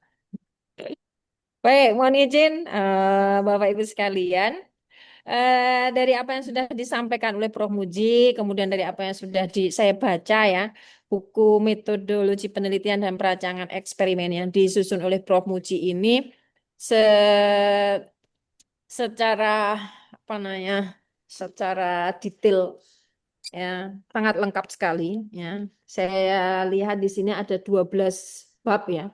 Saya kalau apa namanya, bukan mereview sih sebenarnya, membaca lebih teliti gitu ya. Ada 12 bab dengan cakupan yang sangat komprehensif gitu. Jadi mulai dari dasar-dasar berpikir ilmiah, kemudian manajemen risikonya, sampai manajemen risiko dan juga etika dalam penelitian. Yang kadang ini sering dilupakan gitu. Manajemen risiko mahasiswa itu untuk melakukan penelitian, tapi kadang mereka tidak mempunyai timeline atau mungkin periset-periset itu tidak mempunyai timeline yang jelas, kemudian resource-nya mereka juga tidak disiapkan. Nah, padahal ini menjadi sangat penting sekali gitu ya. Sangat komprehensif gitu. Jadi mulai dari dasar-dasar berpikir ilmiah, bagaimana riset itu dimulai, kemudian sampai manajemen risiko dan etika. Nah, ini juga menjadi tren sekarang yang juga harus diperhatikan oleh semua. Tidak oleh apa namanya, tidak hanya oleh akademisi, tapi oleh semua stakeholder yang terlibat di sini. Gitu. Nah, kemudian juga dari apa namanya, dari apa yang beliau tulis di sini ya, itu beliau sangat expert di bidangnya, sangat cerdas gitu. Jadi dan saya tahu bahwa waktu itu beliau mulai untuk bersemangat sekali itu mungkin 2009 apa ya, atau itu, tapi dengan sangat cepat beliaunya kemudian menghasilkan banyak buku-buku, banyak referensi buku, kemudian artikel-artikel yang dipublikasikan di jurnal bereputasi begitu ya. Dan dari sini terlihat bagaimana gaya penulisan beliau yang sistematis, ya, fokus, kemudian penyampaian materi yang jelas. Nih, kalau saya bisa lihat dari buku beliau di sini ya. Dan dari sisi fisik penerbitannya, buku ini juga unggul. Desain sampulnya juga sebenarnya simple, sederhana, tapi elegan gitu ya. Informasi di sini lengkap, ada informasi mengenai hak cipta, kemudian ISBN-nya, kemudian sudah tersedia semuanya yang memastikan bahwa memang ini menjadi hak cipta atau kepemilikan yang sah dari Prof. Muji dan juga Dr. Budi. Total halamannya mencapai 243 halaman nih, Prof. Ya. Cukup memadai untuk mengaji sebuah topik metodologi secara mendalam ya, karena dan juga dilengkapi dengan referensi-referensi yang cukup lengkap gitu. Nah, Bapak Ibu sekalian, buku ini juga memberikan cakupan yang sangat lengkap dan sistematis mengenai metode penelitian dari tahap awal. Mulai dari berpikir teologis. Saya sampai teologis nih. Tadi sebenarnya sedikit meraba-raba dari teologisnya, kemudian dari sampai identifikasi masalah, sampai kemudian akhir nih. Jadi benar-benar dari basicnya itu beliau tuliskan nih. Kenapa apa namanya? Pembaca itu perlu untuk mengetahui sejarah perkembangan berpikir teologi gitu ya. Jadi bagaimana proses evaluasi berpikir kritis dalam konteks keilmuan. Dan ini dijelaskan secara detail ini di bab 1 gitu ya. Bagaimana bab ini menekankan pentingnya tradisi intelektual ya, terutama dari sudut pandang teologis gitu, dalam bentuk kerangka berpikir ilmiah gitu. Tapi memang mungkin nanti akan sedikit saya kalau berbicara dengan teologis itu nih nanti mungkin kita sekarang ngomongnya yang bagus-bagus dulu sedikit. Nanti sedikit ada yang mungkin boleh dimasukkan untuk menjadi perbaikan ke depannya, Prof ya. Gitu. Baik. Nah, Kemudian ya. juga di sini juga di bab 1 ini pembaca juga apa namanya diajak melihat bagaimana metode ilmiah itu dibentuk. dari sejarah refleksi manusia terhadap realitas. Dan ini sebenarnya juga sangat penting sebagai dasar ya, sebuah riset itu dilakukan. Nah, kalau bab 2, nah ini dilanjutkan nih dari 12 bab yang disampaikan tadi runtut nih. Sesudah sejarah perkembangan berpikir teologi, kemudian masuk ke penelitian di perguruan tinggi. Bagaimana penelitian ini biasanya dilakukan di perguruan tinggi gitu ya. Di dunia akademik. Bagaimana riset menjadi pilar dalam pengembangan ilmu pengetahuan dan juga pengembangan inovasi gitu. Dan penelitian ini tidak hanya menjadi kewajiban akademik sebenarnya, tetapi juga menjadi instrumen transformasi sosial gitu ya. Dan pengambilan kebijakan mungkin yang harusnya itu berbasis bukti atau data. Serta sebenarnya tidak hanya kemudian riset ini bertujuan untuk memecahkan masalah di akademik saja, tapi sebenarnya menguatkan daya saing nasional gitu. Disampaikan juga di dalam buku beliau gitu. Nah, kemudian juga di bab 3 ini untuk melandasi pola pikir ilmiah, ini juga dimunculkan, dibahas secara detail logika deduktif induktif yang tadi disampaikan oleh Prof. Muji. Jadi mengulas secara rinci 2 pendekatan logika utama yang sebenarnya menjadi fondasi di dalam proses berpikir ilmiah di sini. Dan pembaca di sini diajak memahami bagaimana kesimpulan itu ditarik dari premis ya, dari tadi sampaikan deduktifnya, dan bagaimana menentukan atau mengidentifikasi sebenarnya penelitian ini urgent nggak sih gitu ya, dan bagaimana teori dibangun dari observasi, serta bagaimana kedua pendekatan ini itu mungkin dapat digunakan secara komplementer. Intinya apa ya? Bagaimana kita bisa memunculkan kebaruan, bagaimana kita bisa memberikan kontribusi. Tidak hanya memunculkan kebaruan, tapi benar-benar kontribusi nyata. Riset berdampak gitu ya. Tidak hanya kemudian masuk kepada jurnal saja atau masuk perpustakaan saja, tapi benar-benar itu diimplementasikan dalam bentuk teknologi tepat guna. Yang arahnya adalah meningkatkan kesejahteraan atau mungkin juga memberikan dampak positif pada masyarakat. Nah, kemudian yang berikutnya masuk ke bab 4 nih.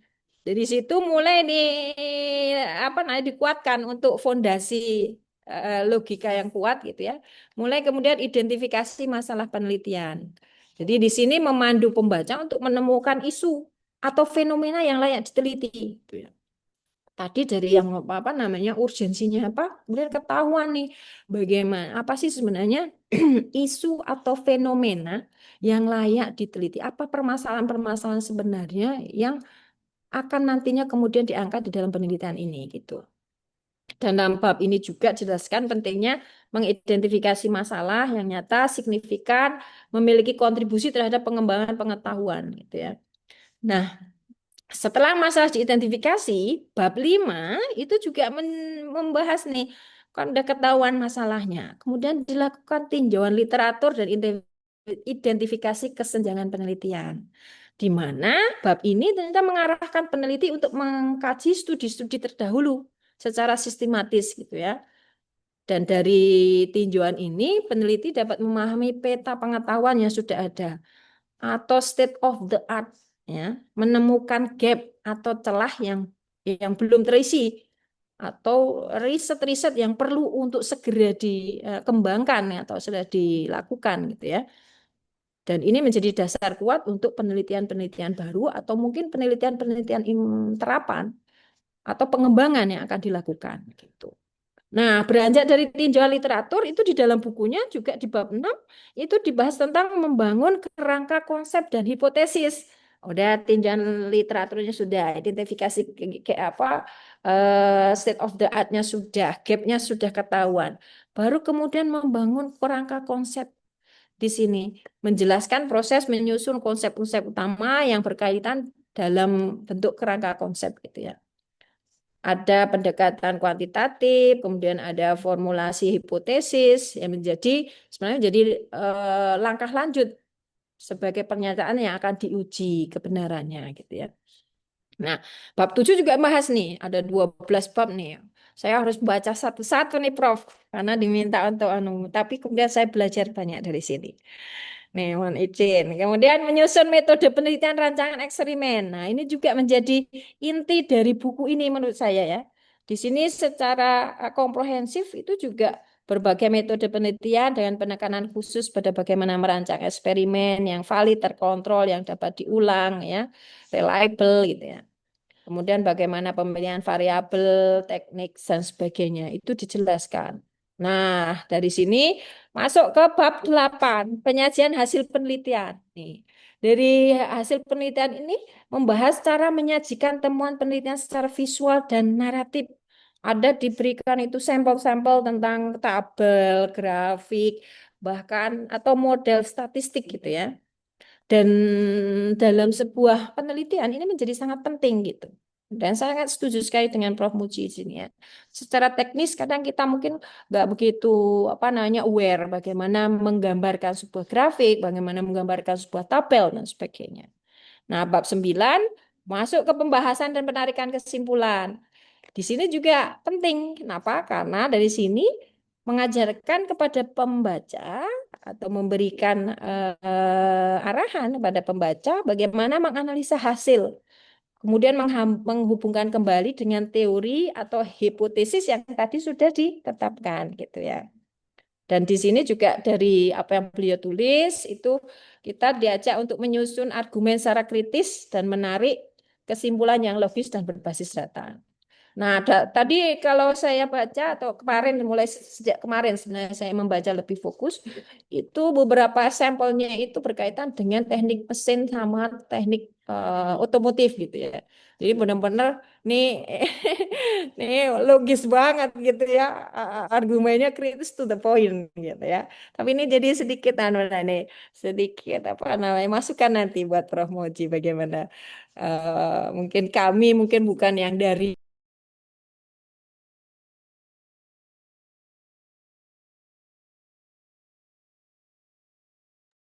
Mbak Abid, kayaknya Bu Yun terlempar dari Zoom. Ya, mohon maaf, Prof. Yun, sepertinya terkendala dari panitia, kah dapat membantu?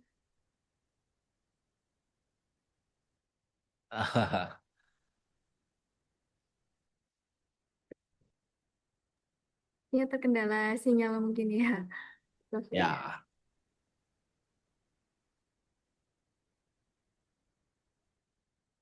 tapi sudah lengkap sih yang disampaikan oleh Prof. Yun tadi, sudah sampai ke bagaimana membuat pembahasan dan menarik kesimpulan. Nanti kan sudah selesai kan, tinggal apa namanya bagaimana setelah itu selesai dalam tahap report, dalam tahap laporan, kemudian nanti dikonversikan itu menjadi sebuah karya karya akademik atau karya-karya teknologi kan, atau karya-karya yang sifatnya ke apa namanya rekomendasi kebijakan. Nah, yang itu kemudian menjadi apa yang disebut dengan luaran penelitian. Jadi luaran penelitian kan bisa macam-macam, tapi yang paling populer, yang paling primadona itu kan artikel ilmiah. Lalu kemudian ada produk kekayaan intelektual, bisa dalam bentuk paten, hak cipta, dan teman-temannya itu. Lalu naik level lagi kalau menjadi produk like industri atau produk like fungsi atau produk like apa ya namanya like produksi gitu ya, layak layak untuk diproduksi, atau menjadi sebuah naskah kebijakan yang itu bisa diberikan ke anggota dewan atau ke pemerintah daerah atau siapapun mengambil keputusan dalam bentuk white paper atau macam-macam, dan bentuknya tentu bisa banyak gitu ya Mbak Abid ya. Dan eh, kira-kira itulah saya coba meneruskan sedikit dari penjelasan Prof Yun tadi. Iya, jadi saya juga sebenarnya sudah dapat ini, Prof. Oh Kemarin gitu. juga di Pejami dari Perpustakaan Unima saya sudah baca ada 12 bab ya Prof ya di sini, dan memang ketika saya baca itu di sini langsung to the point gitu Prof.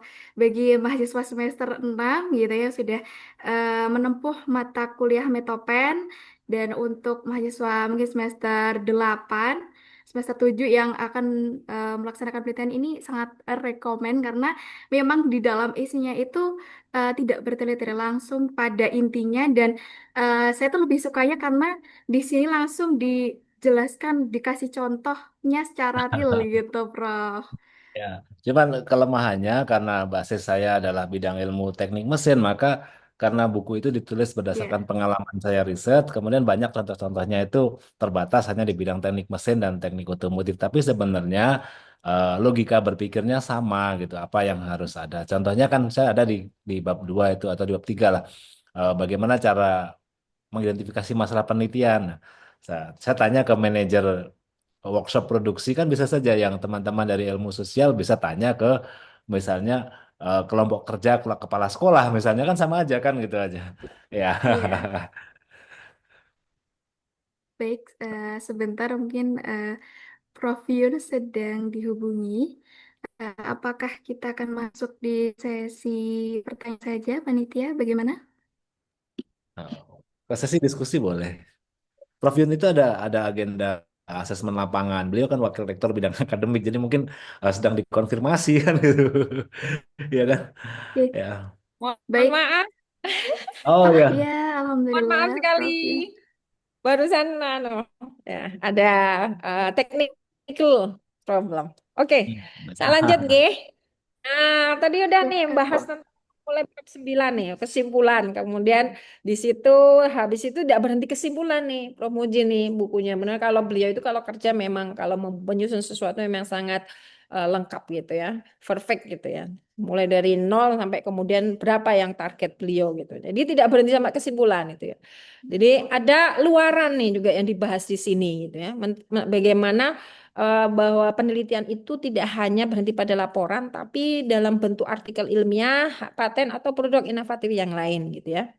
Dan dalam penelitian ini beliau juga membahas nih, sampaikan bahwa di bab 11 ada manajemen risiko penelitian. Nah, ini saya sebenarnya sangat suka di sini, manajemen gitu ya, tentang riset risk management tuh di buku-buku yang lain gitu. Kenapa? Karena sebenarnya mahasiswa baik itu mahasiswa S1, S2, S3 sebenarnya sering berhadapan dengan permasalahan hambatan yang sebenarnya risetnya itu sendiri itu sebenarnya cuma 40% masalahnya. 60% itu internal dari perisetnya gitu. Mahasiswa sendiri yang bermasalah gitu ya. Nah, ini mungkin perlu untuk juga di apa namanya? Diperhatikan bagaimana risk management itu juga harus juga menjadi apa namanya hal yang kemudian tidak boleh untuk dihilangkan gitu. Dan yang terakhir nih etika dalam penulisan. Nah, di sini juga menggarisbawahi nih tanggung jawab moral profesional yang harus dijunjung dari setiap peneliti dan dibahas tentang bagaimana integritas ilmiah plagiarisme yang sekarang sangat mudah banget gitu ya. Kemudian perlindungan subjek yang juga menurut saya sangat penting untuk perlu ditambahkan ya. Kalau kita melibatkan misalnya orang, melibatkan animal gitu ya. Dan transparansi gitu ya. Nah, dan kalau kita lihat di sini kelebihannya banyak kan seperti yang dari sampai ya dari 12 bab dari 243 pages gitu ya. Cakupannya menyeluruh gitu ya dari konsep dasar sampai manajemen hasil penelitian. Kemudian penjelasan teori logika dan konsep berpikirnya itu juga lugas gitu ya. Jadi harapannya dari buku ini bisa kemudian membangun landasan ilmiah yang kuat gitu. Dan pembahasan etika penelitiannya juga sangat eksplisit ya, sangat penting di era modern seperti ini dengan banyak sistem informasi yang memudahkan kita untuk kemudian bisa mengambil materi bahkan juga kemudian mungkin langsung mengadopsi gitu ya. Dan topik manajemen risiko yang dan luaran itu yang sering kurang dibahas gitu ya. Nah, kalau boleh nih dari apa yang disampaikan banyak banget kan yang sudah disampaikan sangat komprehensif kemudian tapi mungkin di sini ada beberapa, kalau boleh nih Prof ya, catatan ya, sedikit nih. Catatan yang mungkin kita lihat dari buku yang sudah beliau apa namanya? Beliau hasilkan, buku excellent book ini ya. Dan saya gunakan juga di sini untuk saya apa namanya? Memperdalam metode penelitian saya karena saya yakin beliau dosen di metodologi penelitian dan saya juga dosen di metode penelitian ya. Dan ini sangat penting, tidak hanya sebagai dosen, bahkan juga bagi mahasiswa dan periset gitu. Nah, ada beberapa mungkin yang saya coba untuk cari-cari lihat gitu ya. Sepertinya mungkin kalau itu mungkin bisa perbaikan ke depan. Nah, satu catatan biasanya dalam buku itu kan ada nih catatan. Mungkin gini, buku ini akan direvisi setiap saat gitu. Nah, mungkin perlu untuk di depan tuh buat gitu. Jadi ada chap satu nih, apa nah edisi satu, edisi dua Ya. dan edisi tiga gitu kan. Nah ini menurut saya sangat penting banget gitu, karena di situ saya yakin Prof Muji insya Allah tidak akan berhenti sampai sini, tapi banyak nih ide-ide beliau yang insya Allah akan memperkaya buku ini. Buku ini sudah rich banget. Cuman memang perlu mungkin perbaikan ke depan dengan edisi-edisi yang baru gitu. Yang pertama mungkin berpikir tentang bab satu itu, Mas. Tentang berpikir ideologi ya. Nah, mungkin serasa kurang relevan atau terlalu khusus bagi pembaca yang bukan dari eh, bidang teologi gitu. Tapi ini nggak apa-apa karena kalau mungkin orang awam gitu tidak begitu, tapi karena ini hanya sebagai dasar fondasi sebuah riset, maka menurut saya ini juga sangat bagus untuk ditampilkan gitu ya. Nah, kemudian Mas berikutnya nih, ada juga nih meskipun pembahasan metodologi penelitian sudah menyeluruh, konsep dan penerapan sistem review dan juga meta analisisnya belum ada nih, Ah, ya. belum disertakan mungkin. Iya, kemarin itu Mbak Bileng. Ya, terlepas. Karena apa? Karena mungkin ini riset-riset modern di sini gitu ya. Ya mungkin kalau ini dibaca oleh teman-teman sosial, mungkin juga teman-teman yang di bidang apa namanya pendidikan, mungkin itu menjadi sangat penting sekali. Harapannya mungkin ke depan saya yakin akan ada penambahan di situ. Oke. Dan eh dan mungkin Prof Muji kalau misalnya bisa nih lebih dibahas gitu bagaimana pendekatan penelitian kuantitatif dan kualitatif ataupun mixed method gitu ya. Mungkin juga Ya. sudah dibahas tapi belum secara detail gitu ya. Kalau berkaitan dengan itu gitu ya. Dan apa namanya? Satu lagi yang saya sedikit nganu itu adalah contoh-contohnya nih Mas. Case-case tadinya itu sebagian besar dari otomotif dan mesin gitu. Jadi Ya. sebenarnya ini sangat relevan, bagus banget untuk bidang teknik mesin gitu ya. Dan harapannya nanti Mas bisa di ke depan mungkin di di edisi berikutnya, edisi kedua kami tunggu Prof Muji. Siap. Ini menyertakan studi kasus atau ilustrasi dari berbagai bidang ilmu, Ya. ngeten nggih. Nggih. Pilih nggih.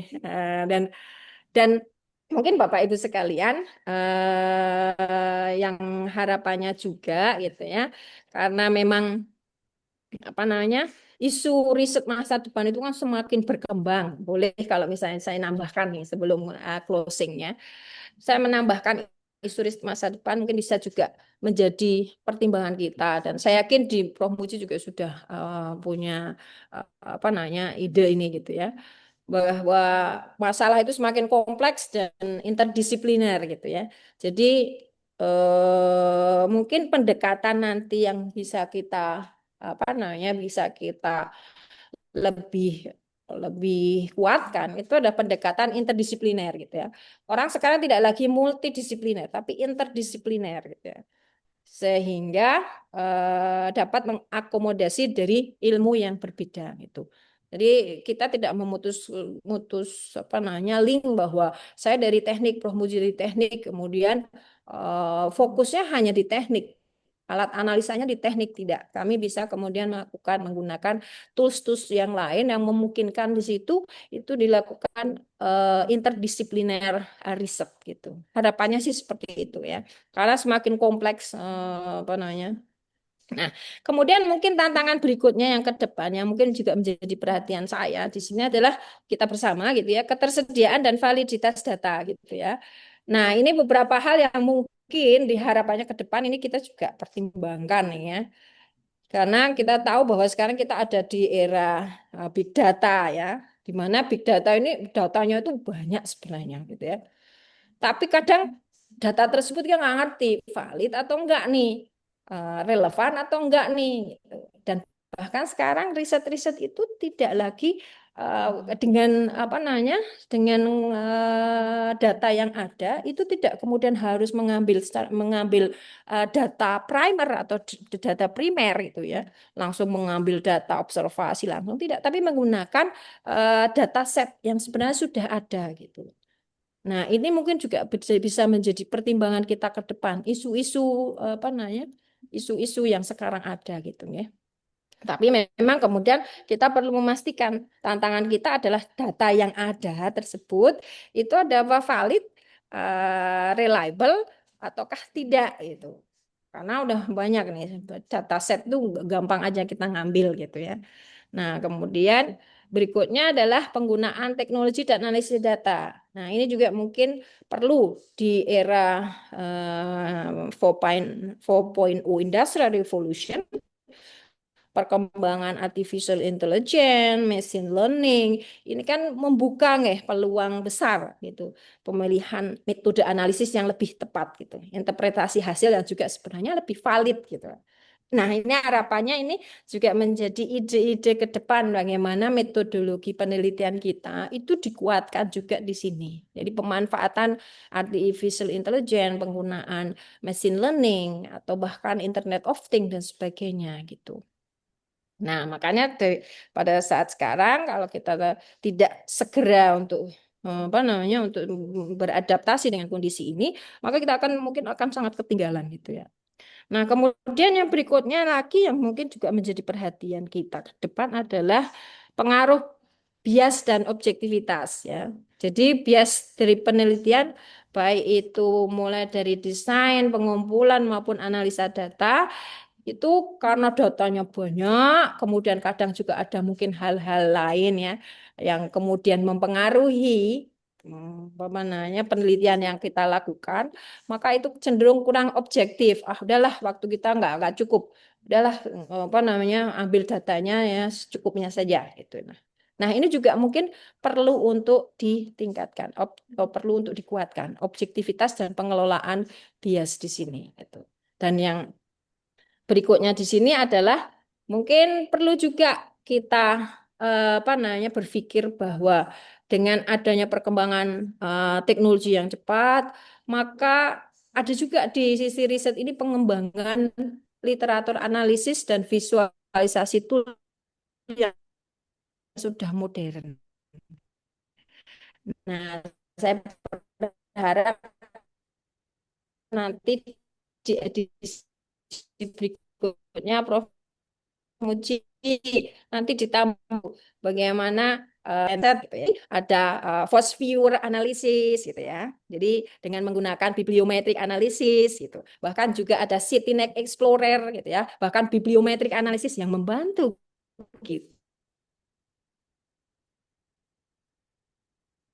Untuk kita bisa melakukan literatur review gitu ya. Literatur lebih mudah yang depan dan literatur analisis ini mempercepat membuat riset yang kita lakukan itu mungkin lebih efisien. Dan dari hasil riset-riset yang apa namanya dari artikel-artikel yang sudah publikasi ternyata memang ini valid gitu ya. Nah, ini perlu untuk apa namanya juga nih kita perhatikan bersama nggih bagaimana kita bisa menggunakan teknologi-teknologi modern ini. Saya berharap nanti apa namanya edisi yang kedua Prof. Muji sudah menambahkan beberapa yang tersebut. Kemudian satu Prof.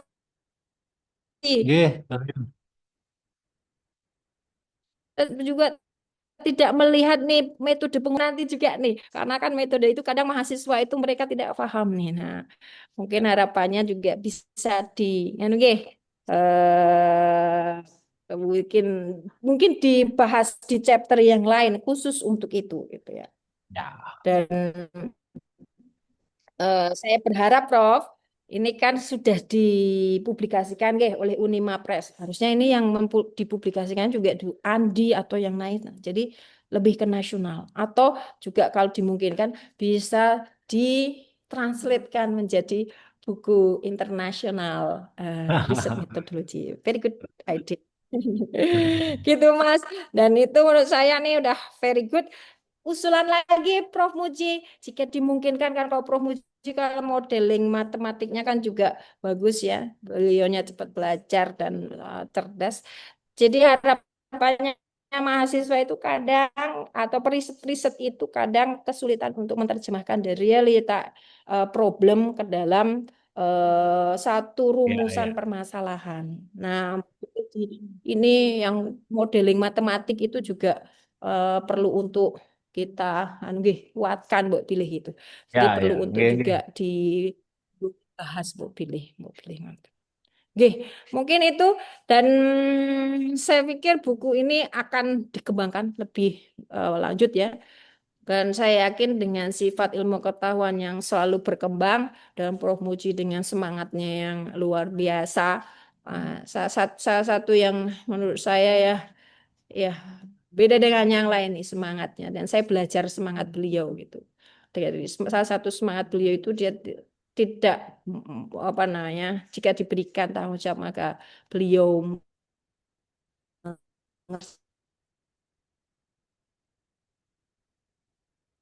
dengan sungguh-sungguh totalitas dan buku hardnya loh nih Bro. Tapi nanti saya akan baca kembali untuk yang soft copy-nya. Mungkin itu saja. Terima kasih Mbak Atin. Saya kembalikan.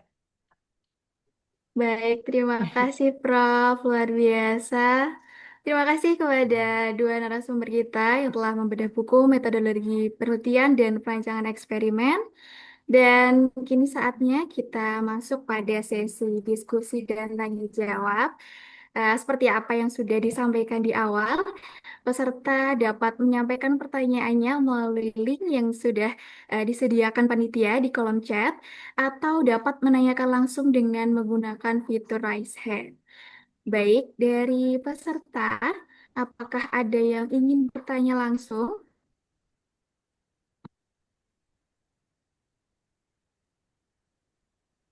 Oke, ini sudah ada beberapa pertanyaan masuk di Prof. Ya, ada 4 pertanyaan. Saya bacakan ya, Prof. Dari yang Boleh, pertama, boleh. dari atas nama Rida Nurrahman dari Universitas Muhammadiyah Magelang, ditujukan untuk Prof. Muji. Pertanyaannya, Assalamualaikum warahmatullahi wabarakatuh. Mohon maaf, izin bertanya, saya Rida Nurrahman. Bapak, saya selalu kesulitan untuk penelitian saya tempuh di S2 ini, Bapak, metode kuantitatif, tapi saya bisa menguasai hanya kualitatif. Bagaimana Bapak biar kita bisa menguasai bidang kuantitatif untuk proposal tesis yang kita tempuh agar kita tidak berat ke depan? Terima kasih. Baik, Oke, silakan langsung Prof. Muji. dijawab. Ya, Mbak Abi langsung saya jawab ya.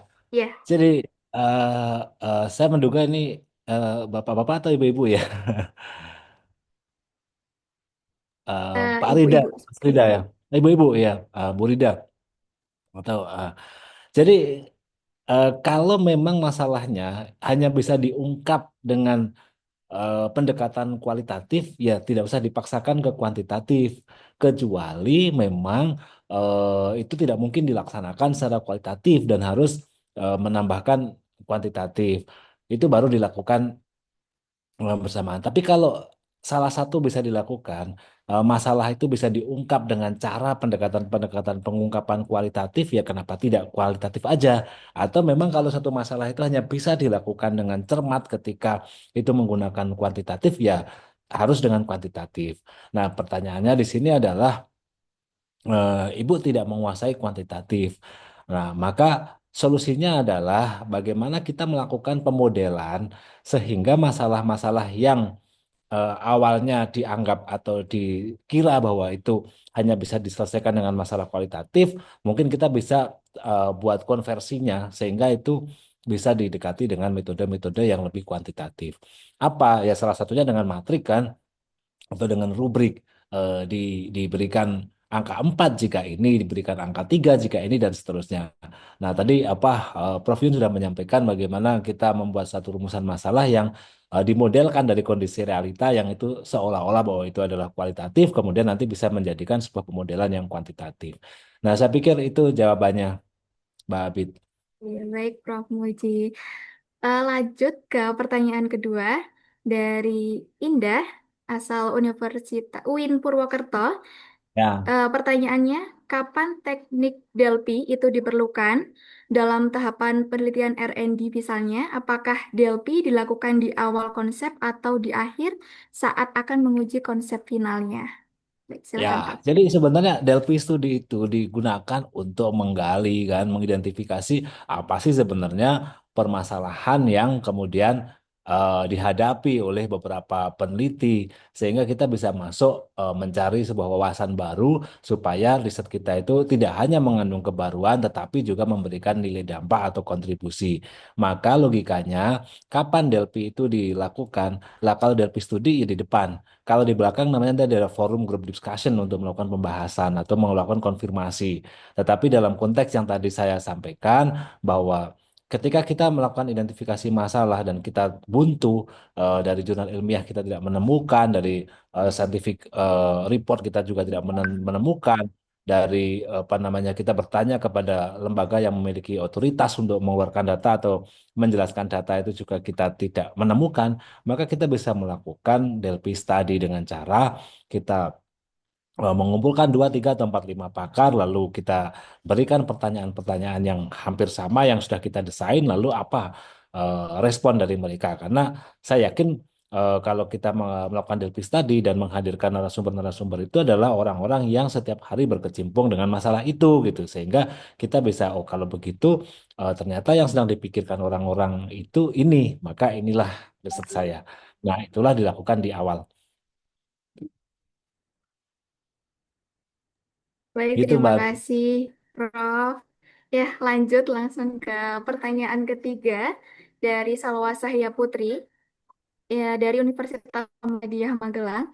Pertanyaannya, bagaimana peneliti dapat menjamin kesinambungan dan konsistensi antara pendekatan deduktif yang berangkat dari teori dan pendekatan induktif yang berasal dari data lapangan, tanpa menimbulkan konflik dalam interpretasi hasil penelitian?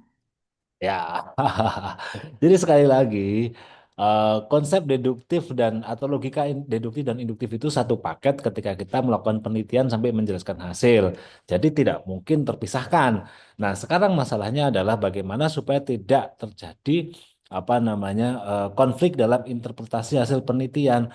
Tidak masalah. Jadi namanya juga interpretasi. Interpretasi itu bisa bisa beragam kan, bisa pikiran itu kan bisa bermacam-macam. Makanya di dalam istilah apa namanya penelitian itu, di dalam menyajikan hasil itu adalah yang penting beralasan gitu. Artikel ilmiah pun juga bukan tempat kita menuliskan sebuah kebenaran, tetapi menampilkan sebuah alasan mengapa data itu memiliki kecenderungan seperti itu.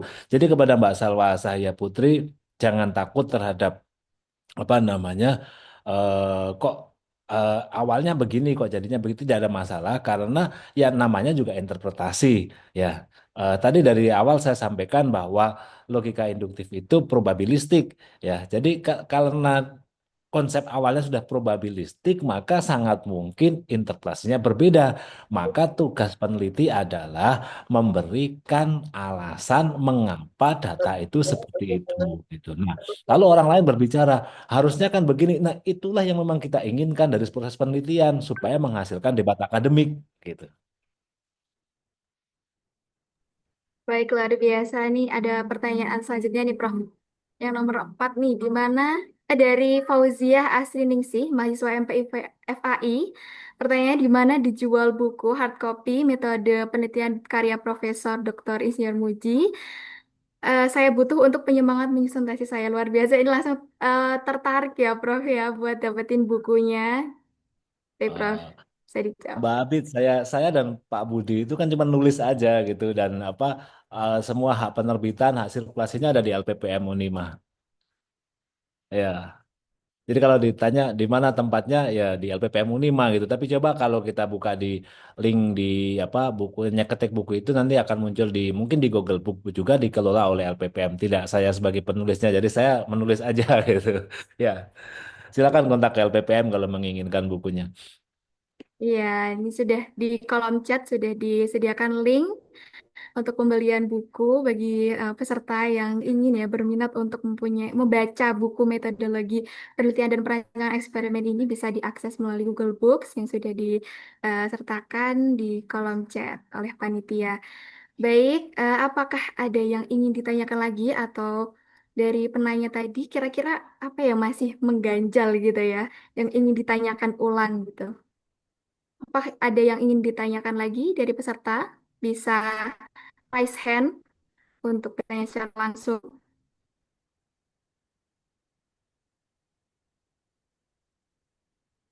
Baik, kalau belum ada, mungkin saya izin bertanya nih, Prof. Ya, Boleh, boleh.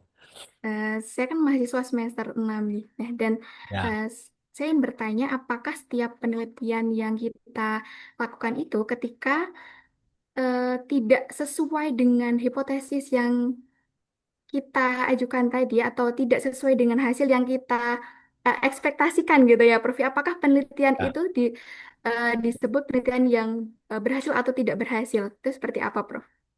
Ya, jadi apa ya namanya, apalagi di level sarjana ya, di mana pembentukan deduktifnya itu atau pembentukan rumusan hipotesisnya itu eh, keterbatasan dari sisi informasi, lalu kemutahiran data, kemutahiran informasi gitu. Nah, kalau sebuah penelitian di apa ya di bagian rumusan masalahnya sudah dikatakan oke, disetujui oleh pembimbingnya dan seterusnya. Metodenya juga dilakukan sampai menghasilkan first hand data, data tangan pertama, lalu hasilnya berbeda. Itulah sebenarnya potensi dari mahasiswa untuk menjelaskan sebuah kebaruan gitu kan. Ternyata yang kita duga seperti ini, hasilnya seperti ini dan dibahas. Jadi apakah penelitiannya gagal? Tidak gagal. Apakah penelitiannya berhasil? Berhasil banget. Ya, kan tugas kita itu memberikan reasoning kan bukan untuk ini benar atau enggak, tapi ketika datanya ini alasannya apa kan gitu. Ya, contohnya misalnya begini. Kalau kemudian warna ya dari warna hijau sama kuning gitu, dicampur ekspektasi kita eh, warnanya jadi coklat gitu kan. Tapi pada saat kita menyampurkan itu, kita lupa misalnya apa ya nama temperatur lingkungannya itu berubah drastis sehingga ketika dicampur tidak menjadi warna coklat tapi menjadi warna lain. Nah, disitulah kesempatan kita untuk menjelaskan memang secara normal harusnya menjadi A, menjadi coklat, tetapi ini dalam situasi yang tidak normal, ada pengaruh A, B, C dan seterusnya yang tidak teridentifikasi sebagai variabel yang ditetapkan di awal sehingga itu menjadi sebuah penelitian baru dan itu hebat. Ya, Ya, baik, terima kasih, Prof. Satu ya, lagi pertanyaan, boleh, Prof? boleh. Ya, jadi kalau di tingkat sarjana, itu kan kita di akhir perkuliahan untuk menyelesaikan status S1 itu kan biasanya Ya, melaksanakan skripsi ya, Prof ya. Kalau ya, di S2 tesis. Nah, apa sih yang ya. membedakan, Prof, dari keduanya ini? Ah, oke. Jadi Mbak Abid, skripsi, tesis atau disertasi itu sama-sama penelitian akademik ya di perguruan tinggi yang dia dibimbing oleh supervisor gitu. Nah, metode apa bedanya apa? Apakah topiknya yang berbeda? Enggak. Yang berbeda adalah kedalamannya. Jadi S1 itu adalah levelnya pada pembuktian teori. S2 bagaimana kita bisa mengangkat penelitian yang ada inovasinya, memberikan kemanfaatan baru. Di S3 di jenjang disertasi itu adalah benar-benar kita melakukan penelitian dengan apa namanya untuk menghasilkan karya-karya inovatif, kreatif dan teruji, terverifikasi hasilnya itu. Jadi dan diakui oleh secara nasional maupun internasional itu di S3. Tapi kalau di bedanya antara S1 dan S2, S1 itu adalah pembuktian teori dan kalau S2 itu adalah riset untuk menghasilkan inovasi-inovasi baru sesuai dengan bidangnya. Jadi saya sudah bahas ini lengkap apa perbedaan skripsi dan sebagainya itu di apa saya tampilkan di Instagram saya ya. Silakan ikuti aja di Muji Unima tanpa spasi. Saya akan coba angkat satu persatu apa namanya masalah-masalah atau fenomena terhadap metode penelitian ini saya coba buat di sana supaya kita bisa berdiskusi berkelanjutan tidak hanya hari ini. Gitu ya Mbak Abid ya. Baik, terima kasih Prof. Iya, Ya. luar biasa jawabannya, sangat insightful banget ya hari ini. Kita bahas tadi tentang metodologi penelitian dan perancangan eksperimen. Baik, eh, informasi kepada peserta tadi yang sudah mengajukan pertanyaan akan ada door prize. Ada beberapa nama yang terpilih mendapatkan door prize. Akan saya bacakan untuk yang mendapatkan door prize. Yang pertama ada Indah, yang kedua Noah, dan yang ketiga ada Fauziah.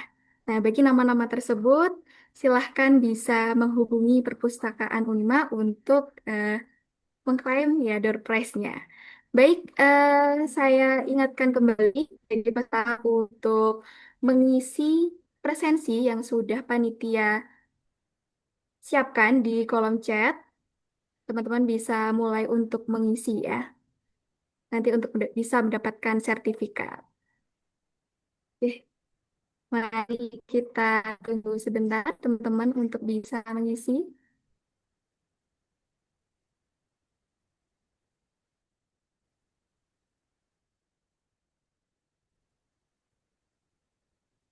Saya ingatkan kembali bagi teman-teman peserta untuk mengisi link yang sudah ada di kolom chat ya. Baik, terima kasih atas antusiasnya teman-teman. Tadi banyak yang bertanya, banyak juga ilmu hari ini yang kita dapatkan ya. Semoga ilmunya bermanfaat untuk kedepannya. Baik, terima kasih. Demikian tadi acara bedah buku, metodologi penelitian dan perancangan eksperimen. Terima kasih kepada narasumber dan seluruh peserta. Acara ini resmi kami tutup. Terima kasih. Wassalamualaikum warahmatullahi wabarakatuh. Terima kasih, Waalaikumsalam. Prof. Aduh. Oke. Boleh undur diri ya Mbak Abid ya. Izin nggak? Baik, Terima Prof. kasih Terima Pak kasih. Muji. Prof Yun ada acara Terima akreditasi. kasih. Ya. Mohon izin Oke. ya. Assalamualaikum. Semoga bermanfaat. Waalaikumsalam. Terima kasih.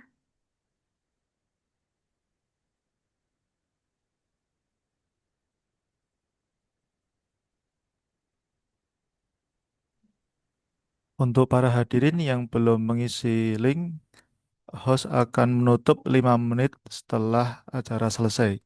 Monggo silakan yang belum mengisi.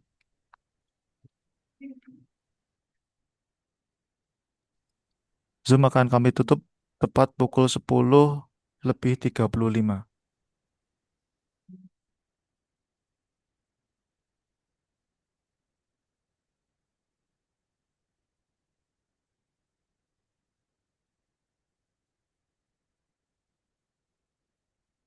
Itu tuh rasa ngirim. Ya iso nek download.